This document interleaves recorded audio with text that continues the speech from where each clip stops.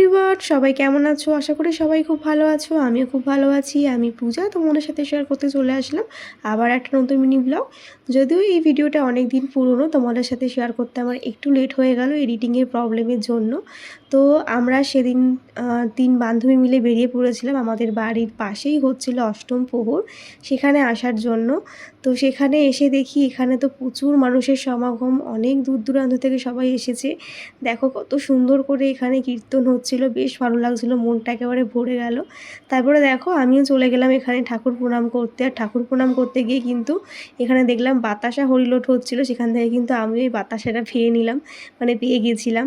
তারপরে দেখো এখানে এই অষ্টম প্রহরের জন্য কত মানুষের সেবা দেওয়ার জন্য কত কিছু রান্না হচ্ছিলো, দেখতেই পাচ্ছ। তো এত কিছু দেখে আমরা আর ওয়েট করে থাকতে পারলাম না, আমরাও কিন্তু সেবা নেওয়ার জন্য বসে পড়লাম, কারণ অনেক মানুষ এখানে আসে সেবা নেওয়ার জন্য। অ্যাকচুয়ালি আমরা এসেছিলাম আজকে ফুচকা খেতে। ফুচকা খেতে এসে যে এরকম ঠাকুরের ভোগ সেবা নিয়ে যাব সেটা ভাবতেও পারিনি। ভগবান চাইলে কিন্তু সব কিছুই সম্ভব হয়।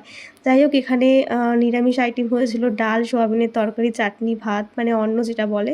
তো সবাই খুব তৃপ্তি করে খাবারটা খেলাম। আমার তো ভীষণ ভালো লাগলো। আর আজকে কিন্তু মামামকে নিয়ে আসিনি, ওকে বাড়িতে রেখে এসেছিলাম যেহেতু বাইরে হয়েছিল একটু বৃষ্টি। তারপরে কিন্তু চলে আসলাম বাড়িতে। তো চলো আজকের ভিডিওটা কেমন লাগলো তোমাদের অবশ্যই জানিও। দেখা হচ্ছে নেক্সট ব্লগে। বাই সবাইকে, সবাই খুব ভালো থেকো।